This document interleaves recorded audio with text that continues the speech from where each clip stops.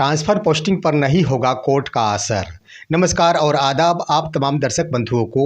मैं हूं एसके चौधरी। दोस्तों, इन दिनों बिहार के तमाम कोटियों के शिक्षकों का स्थानांतरण एवं पदस्थापन संबंधी कार्यवाही चालू है।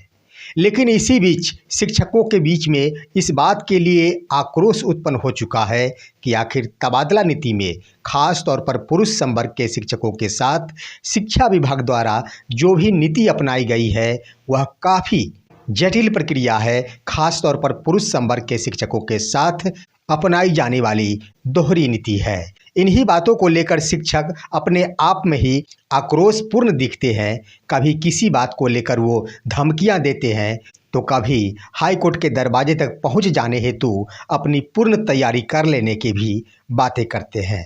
इसी बीच दोस्तों, मैं यह वीडियो लेकर आया हूं खास तौर पर सक्षमता उत्तीर्ण शिक्षकों के लिए कि चाहे नियोजित शिक्षक जितने भी कोशिश कर ले, इतना तो जरूर है कि बिहार सरकार और शिक्षा विभाग अपने हर मिशन में कामयाब जरूर हो जाती है। ठीक उसी तरह ही अगर बिहार के तमाम सक्षमता उत्तीर्ण शिक्षकों की ओर से अगर कोई भी शिक्षक बंधु हाई कोर्ट का दरवाज़ा खटखटाते हैं तो यह भी निश्चित है कि ट्रांसफ़र एवं पोस्टिंग की प्रक्रिया रुक नहीं पाएगी और शिक्षा विभाग यहाँ पर भी अपने मिशन में कामयाब हो जाएगी। लेकिन आखिर कैसे कामयाब हो जाएगी, इससे पहले कि इन तमाम बिंदुओं के ऊपर हम विस्तार पूर्वक चर्चा करें, अगर आपने अभी तक हमारे इस चैनल सुसत्य वचन को सब्सक्राइब नहीं किए हैं तो कृपया अभी सब्सक्राइब कर लीजिए। दोस्तों, आपने देखा होगा कि यह मामला आज का नहीं है, वर्षों पूर्व की यह घटना और कहानी रही है कि हमेशा ही बिहार के शिक्षा विभाग शिक्षकों के ऊपर राज करती आई है और शिक्षा विभाग अपने मिशन में कामयाब होती आई है। पहले तो ये आता था कि शिक्षक हर संभव अपने मिशन में भी कुछ प्रतिशत तक कामयाब जरूर होते थे। शिक्षकों द्वारा जो भी मांग की जाती थी, भले ही शिक्षा विभाग अपने मिशन में कामयाब हो जाती थी, लेकिन शिक्षकों के मांगों पर भी विचार अवश्य किया करती थी। उसी का नतीजा है कि शिक्षकों को वेतनमान का लाभ मिला था। उसी का नतीजा है कि शिक्षकों को 7वें वेतनमान का लाभ मिला था। उसी का नतीजा है कि शिक्षकों के वेतन में 15% की बढ़ोतरी का लाभ मिला था। उसी का नतीजा है कि शिक्षकों को मातृत्व अवकाश का लाभ मिला था। उसी का नतीजा है कि तमाम शिक्षकों को अर्जित अवकाश का लाभ मिला था। यानी अभी तक नियोजित शिक्षक के मामले में सरकार और शिक्षा विभाग द्वारा जो भी छुट्टी संबंधी हो या फिर उनकी सेवा संबंधी प्रावधान किया गया है, वह सिर्फ व सिर्फ शिक्षकों के आंदोलन और शिक्षकों के एकता का ही परिणाम है कि शिक्षक आज की तारीख में राजकर्मी बनने जा रहे हैं। लेकिन अंत समय में जब शिक्षकों ने अपनी एकता को भूल गए, उनकी ओर से कोई ठोस रणनीति तैयार नहीं की गई, उनकी ओर से जिस रास्ते में जाया गया उस रास्ते को दिखाने वाले सही मार्गदर्शक नहीं मिले, जिसका नतीजा है कि आज की तारीख में ट्रांसफ़र एवं पोस्टिंग नीति शिक्षकों के लिए लाई गई है और इसमें सबसे ज़्यादा अगर नुकसान देखने को मिल रहा है तो वह पुरुष संवर्ग के शिक्षकों को ही देखने को मिल रहा है। और पुरुष संवर्ग में भी उन्हीं शिक्षकों को देखने को मिल रहा है जो बार बार खुद को शिक्षक का हितैषी कहा करते थे, खुद शिक्षकों का नेतृत्व किया करते थे, चंदा वसूली किया करते थे, खुद शिक्षकों का शिष्यकर्ता कहे जाते थे। आज की तारीख में मैं बता दूं दोस्तों कि जो पुरुष संवर्ग के शिक्षक अपने आप को शिक्षक हितैषी कहा करते थे, जिन्होंने शिक्षकों को सक्षमता परीक्षा में शामिल होने के लिए जी भरकर प्रयास किया, उन्हें आगे बढ़ाया, आज उनकी प्रतिष्ठा इस रूप में बन गई है कि उनकी भी नहीं चल रही है और वो भी अपना अनुमंडल छोड़कर दूसरे अनुमंडल में जाने के लिए विवश पड़े हुए हैं। उनकी यह प्रतिष्ठा बन चुकी है, वो कुछ भी कर नहीं पा रहे हैं।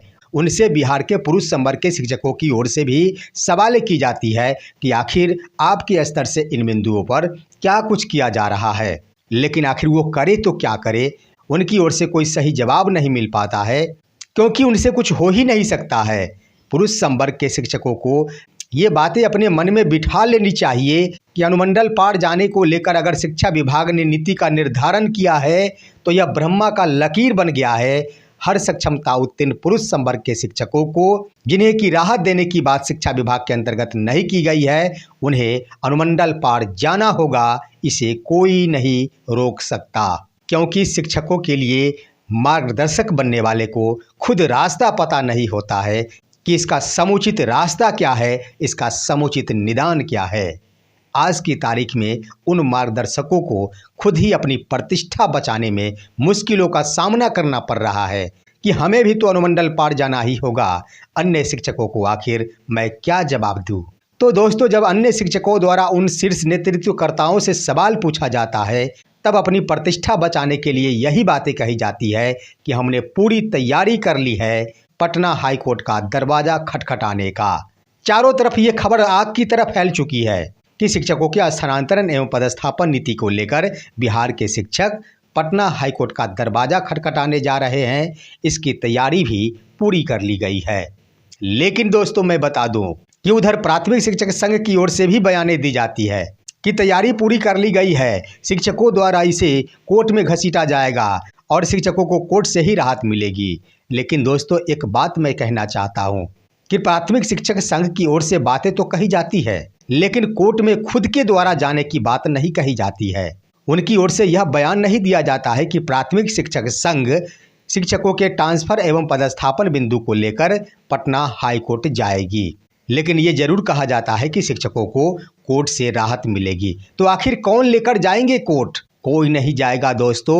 भले ही कहा जा रहा है कि तैयारियां पूरी कर ली गई है, किसी ने भी तैयारी नहीं की है, किसी के बस की बात भी नहीं है तैयारी पूरी कर लेना। और अगर भूले भटके शिक्षक माननीय पटना उच्च न्यायालय के दरवाजे तक भी पहुंच जाते हैं, फिर भी शिक्षा विभाग अपने मिशन में कामयाब हो जाएगी। इसे कोई नहीं रोक सकता। हाई कोर्ट भी इस पर स्टे नहीं लगा पाएगी।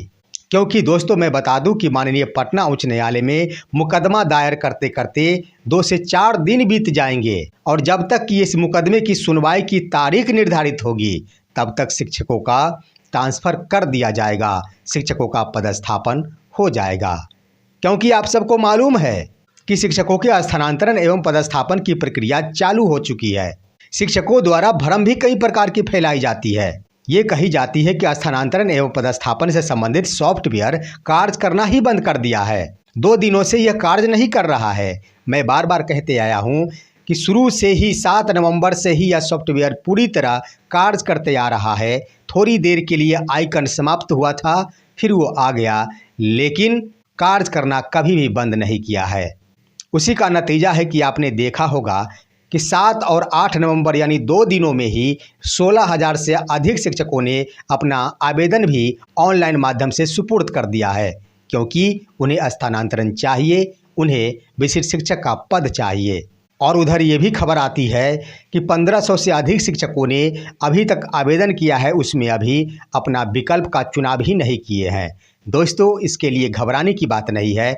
इन शिक्षकों द्वारा अभी सोचा जा रहा है, विचारा जा रहा है कि हो न सके विकल्पों के अंतर्गत शिक्षा विभाग की ओर से कोई नया प्रावधान आ जाए, जिसके कारण वो सभी अभी विकल्पों का चुनाव नहीं किए हैं।